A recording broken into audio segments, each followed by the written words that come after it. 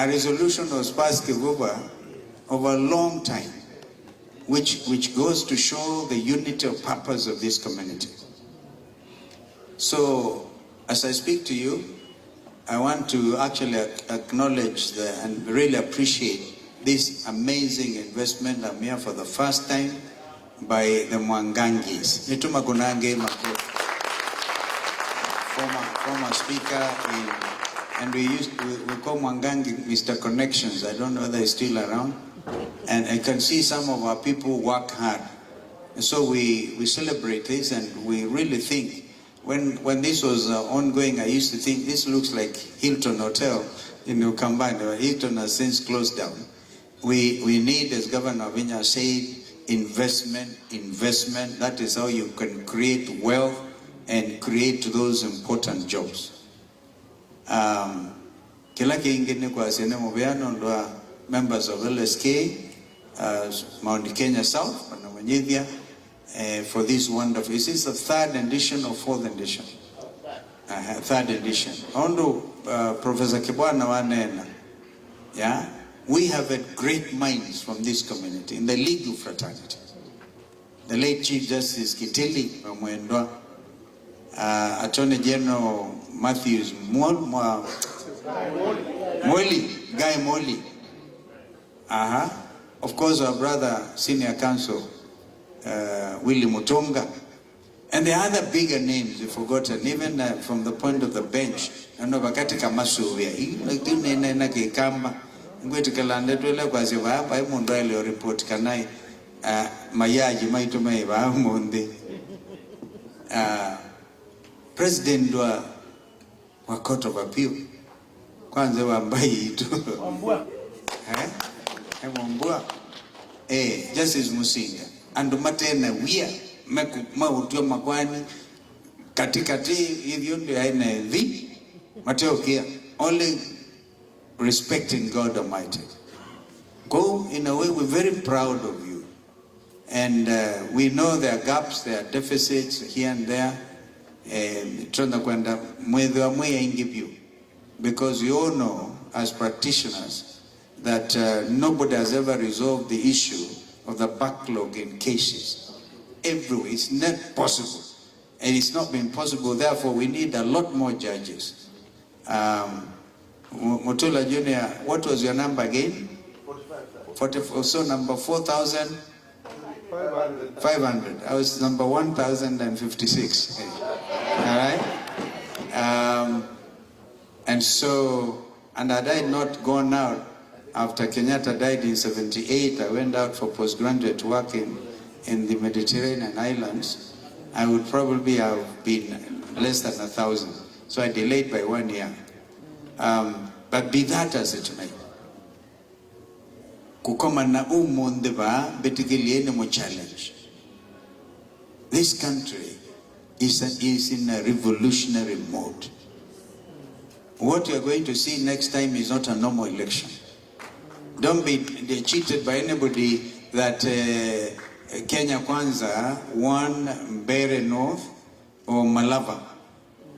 And again, I wish Kibwana was here, so because I would talk to him about goonism.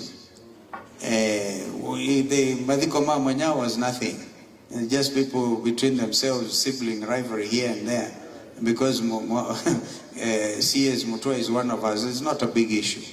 But there's a bigger issue that we cannot, in a democratic, in a country that claims to be under the rule of law, in a country that wants to witness democratic elections, have a situation where you just can't breathe. You now have a police on the one hand, and I think even the bench will have to help us on this. The police literally assisting goons to do work that the police themselves should be doing. Therefore, this concept of goonism, even those of you interested in elected position, I don't know how you will manage unless this culture changes.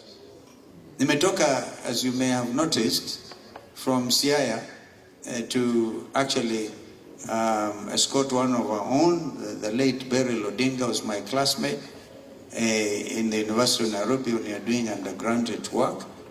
And leaving that place was a problem. Just a problem.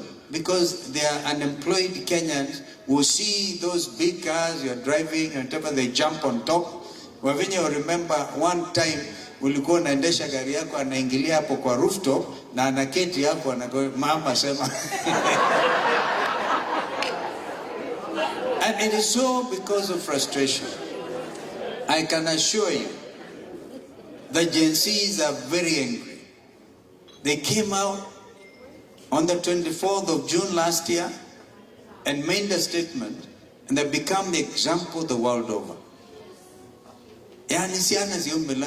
In Madagascar, they made that president flee. By the way, the president of Madagascar was also the president, was the chairman of SADC countries. So even when now they are going to see Donald Trump, some of them, the president of Angola, the president of the DRC, and then of course Ruto is a current chair of East African Community. That's the only reason he went to State House, to the White House. And if you look carefully, you see President Uhuru Kenyatta sitting behind his White House boss, because he's the man who has been spearheading the peace efforts in Eastern DRC. But when William Ruto started at the hotel, Serena Hotel, what he called the River Congo Initiative, and then M23, even though you could see, if you look at President Felix Tshisekedi and Kagame, you see Trump has a lot of work to do. We have tensions everywhere.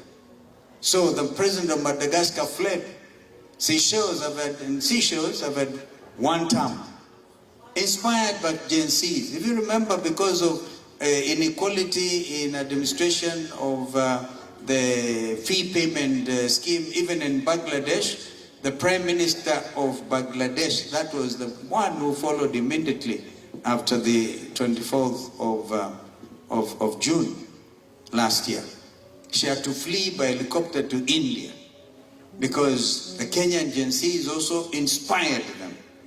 And here, they didn't even participate actively in the recent by-elections because they're still watching this, they're studying the situation.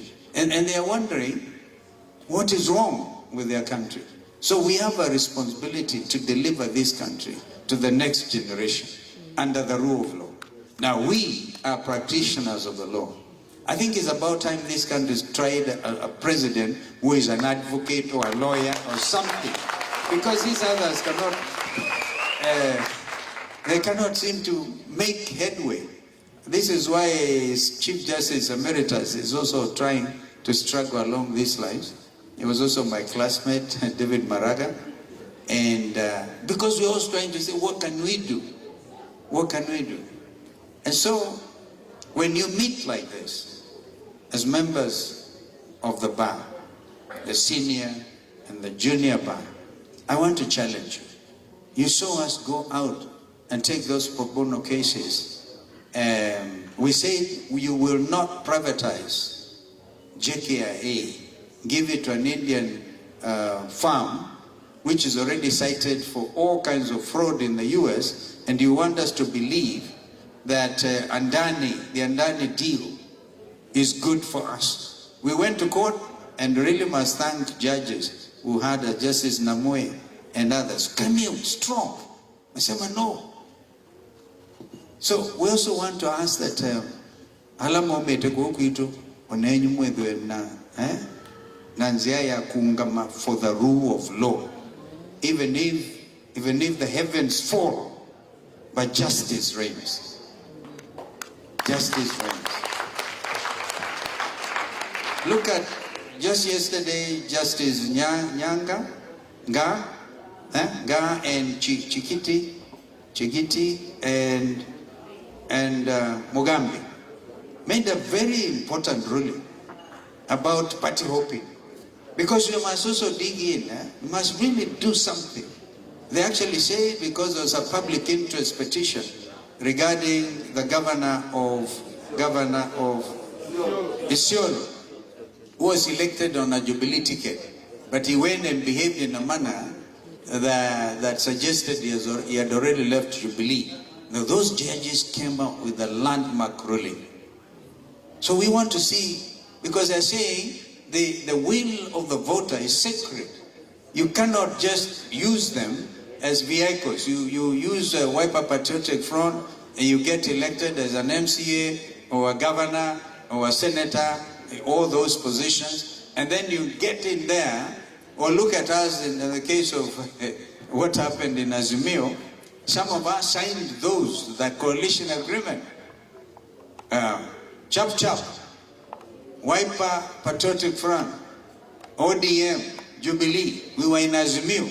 But the moment William Ruto was pronounced the winner, Chap left us immediately.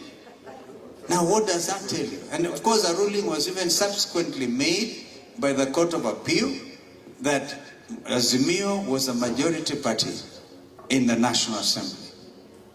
Personally, I've been very disappointed, and today I even reminded people like Opiyo Wandayi, who should have taken that position following that ruling and say he's even doing away with that appointment and a broad base or whatever it is, and now that he's now been confirmed he was a majority leader, he would have dumped that. And you know what that would have meant? Because Raila had lost this election in Addis Ababa for the chairpersonship of AU Commission. I was ready myself to make sure Raila became the president following that ruling. But because of selfish interest, people were confusing our democratic practice for whatever, people looking at self-interest. What happened? The so-called experts did not want to hear that there's this ruling by the Court of Appeal. Now look at what that does. What does that do to the conscience, the national conscience? Are we serious about democracy? This is what the young people are saying. We don't believe in none of you. We don't believe in any of you. So I want to challenge us, therefore, that the Law Society from this region, I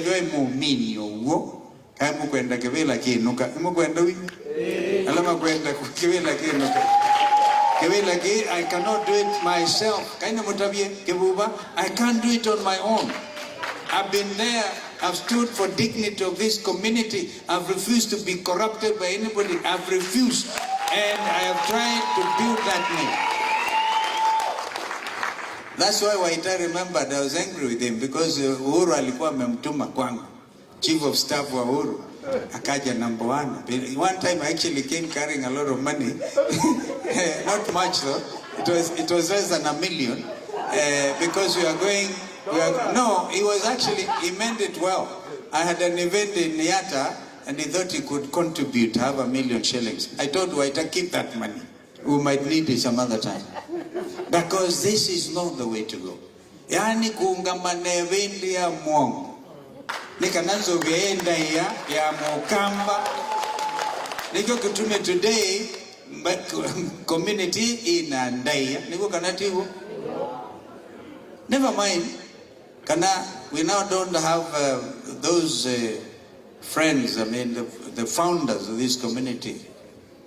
Major General Ndoro was the first chief of the army. Then General Jackson Mulingi. And the army, because this is a community of fighters. Kila ndo inge Kenya matesi mukamba nde wia. Lakini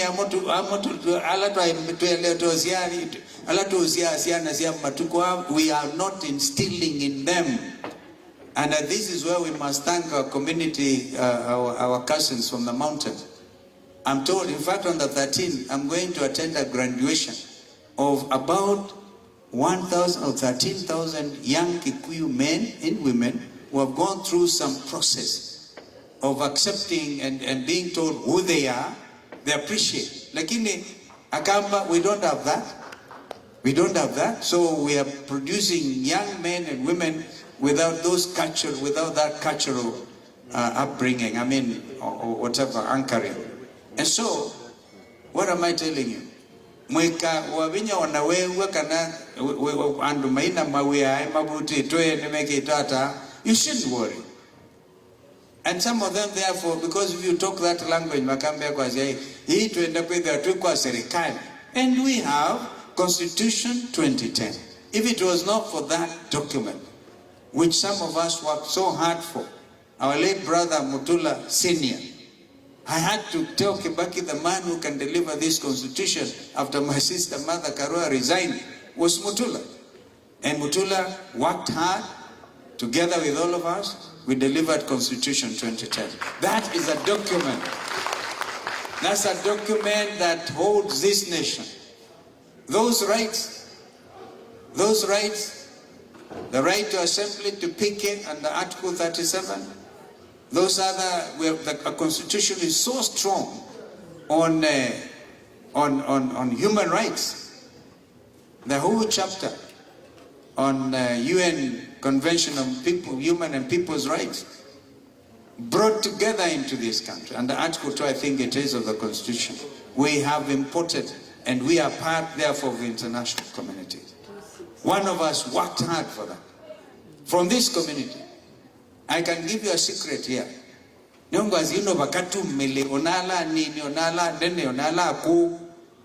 Senior Counsel Kyoko Kilukumi. How many of you know him? I wish Kyoko was here. Because I tried to push for him to become the Solicitor General. And Raila then, after this was after 2007, Kibaki had, I think, the other Chief Justice nominee, Vishram. So I told Kibaki, you're giving Vishram Chief Justice, I want Kyoko Kilukumi to be the Solicitor General.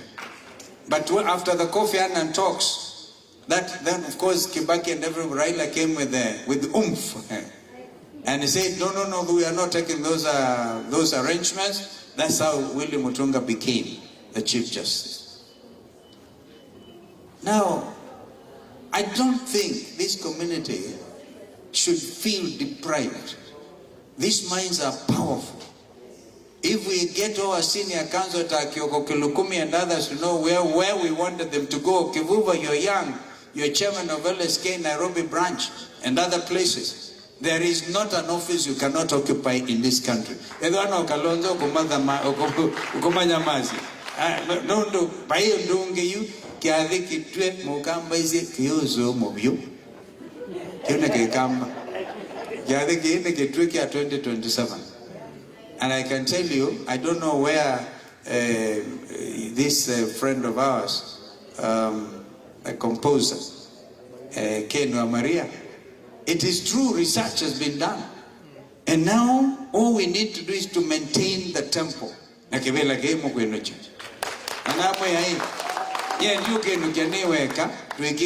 All of us. Therefore, you're going to be more active. Sorry, you are going to be more active. Now, I'll give you an example. You see what is happening under the so-called infrastructure bond, wanting to make Kenya Singapore, first world country. And we tell them you can't do that. With the type of reputation as the most corrupt leader in the world, the reigning champion of who is most corrupt president in the world is there. The one was in, I think the Gen Z's world voted for him. And he fled to Russia. What was the name? President of Russia, of Syria. Assad. Assad, the most corrupt. Now number 2 was William Ruto. And he wants to make this country first world country. With that kind of a reputation. Now look at what is happening. 2 days ago, without public participation, and judges, wait for us. We are coming. And I want to challenge the bar. I want to challenge the bar. You will not allow Safaricom to be sold just like that for a song. You won't. So I want to see how many of us are ready to go on record to defend this most productive Kenyan company called Safaricom. Just been sold off like that. And you ask yourself, if it is 200 billion, what is the cut for those people doing the deal? Waita used to work for Safaricom. The most productive, the most profitable. How do you just sell it off? All right? And William Ruto says he's going to build so many dams. And I keep on reminding him, the High Grand Falls Dam is a Vision 2030 project. I think it's important for you as lawyers to know. I wish Wilfred Nyamo Mati is a member. He's from here. Wilfred Nyamo is from my village, actually. He has taken this matter very seriously because he's been acting for that consortium of the UK. William Ruto meets Prime Minister Sunak in Sharm el-Sheikh. It's a resort city in Egypt. And he agreed that he's going to allow the British consortium to construct a 650 megawatt dam on the River Tana. With that construction, several things will happen. You produce 650 megawatts of electricity, put that on the national grid. You open the area for irrigation for as far as Tana River and Garissa, and therefore you stem the flooding on the River Tana. You know where the River Tana joins the Indian Ocean, a place called Kipindi. Those areas are always flooded. You check that. And the money, the financials were already sealed. Now, William Ruto, 1 year later, says no. And he says no. The British High Commission is wondering. And Wakili Nyamu keeps on briefing me. William Ruto simply, because he thinks this project is in your region, you must be starved of development. And this is a man who wants to make Kenya Singapore. The other way went, and the Renaissance Dam in Ethiopia, producing 5,000 megawatts of electricity. And you know the sensitivity between Ethiopia and Egypt and the River Nile, because the Egyptians believe the Nile is Egypt and Egypt is the Nile. But they went ahead and did that. William Ruto actually went to witness. He went to witness this construction. I mean, the completion of the Renaissance Dam. And I think some of it may be coming our way. What I'm telling you as advocates is, if those of you specializing in criminal law, fine. Yeah, because you end up really looking after the downtrodden, we're keeping the criminal division very busy there. Young people, wameiba hii na hii, wameiba baiskeli. When I was coming here, my driver said he was on Uhuru Highway, akaona mtu anagonga kio imeenda. Right?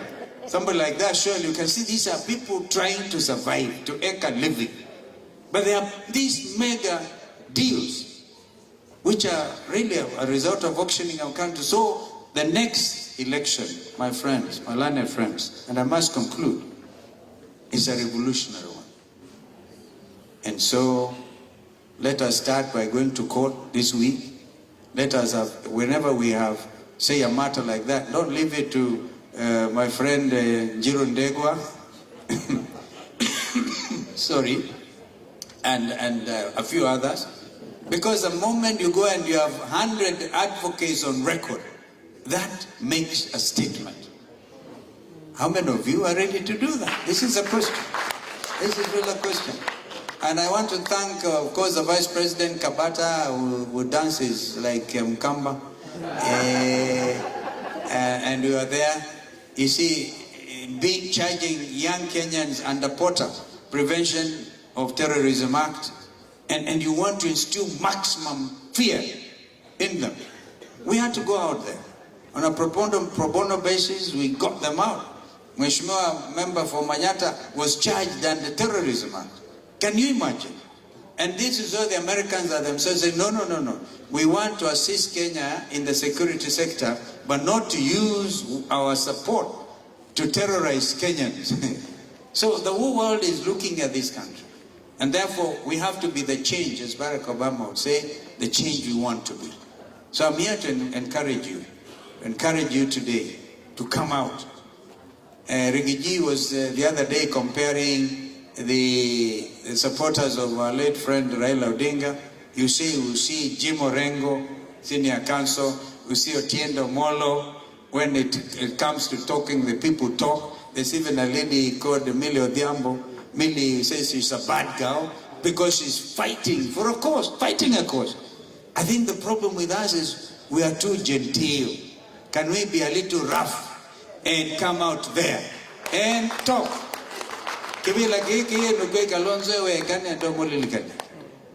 And so I must talk, and I really encourage you and congratulate you. Thank you so much, and please, even as you stress, because this is amazing, because we are not here wearing wigs and things, those wigs, boring stuff, right? And to terrorize magistrates, and you go there and judges say you're most learned. This is you, this is who you are. But I have a problem na ikalesi akaniki nondo na ilesi akona mukanda na ku na akona mukanda wa kwata mazatani yangi. So let us think through these things. Let us think through these things. So I really want to thank you. It's been a long day, but I'm not leaving here until I hear my mom. And Professor Muluvi and the team, thank you for the work you've done. Thank you so much.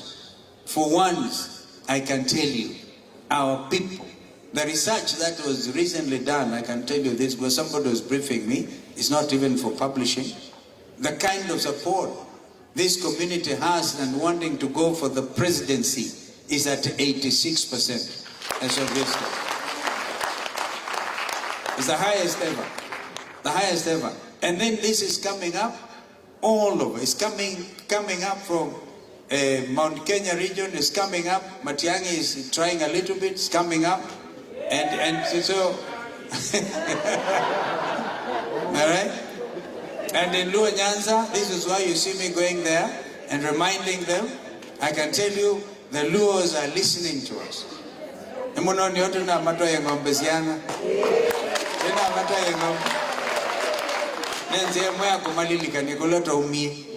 And they are ready. And you know them, they believe in justice. It is a community that believes in democracy and justice. And I reminded them today, is Luo Nyanza. But let us have some of you now hitting those headlines. Headlines. Of course, we have a sister here, just because she's a CEO of administrative. What is the commission again? It's actually the ombudsman, right? Yeah. Akionekana anajaribu, she was a CEO of LSK, anaangeliwa because wanasema hana godfather. I think that is a terrible thing we must fight in this country. So Maria Beneka, thank you. I've seen you stand very strongly with your sister here, and stand strongly. So if one of us is also affected, and we know that looking at everything, putting everything on the balance, wanaonewa tunatoka zote. So this is it. Let me see how many of you are going now to go out there. Now we can demonstrate freely. I'm the champion of demonstrations, but I'm not a mad person. And again, look at what is happening to university education. William Ruto has messed up education system. Now, I told my friend, Mrs. Mwangangi, because our daughter Mashi Mwangangi is the CEO of SHA, I'm a little shy. But this SHA thing is not working. And I have a feeling they are doing things behind Mashi. They are not telling her. This thing is being run by Kina Duale and other people. Mess up. You have had the education and the health sector. All our hospitals are not functioning. It's a fact. Hakuna. So, I don't even see William Ruto, by the way, as we speak. I'm so much ahead of him in opinion polls. So much ahead of him. This is why they say, oh, CG 50+1, hatutafika huko. And once we're going to work very hard to make sure the opposition remains united. And if we do, it will be absolutely one term for William Ruto in round one. One term. One term. One term. One term. Asanteni, God bless you.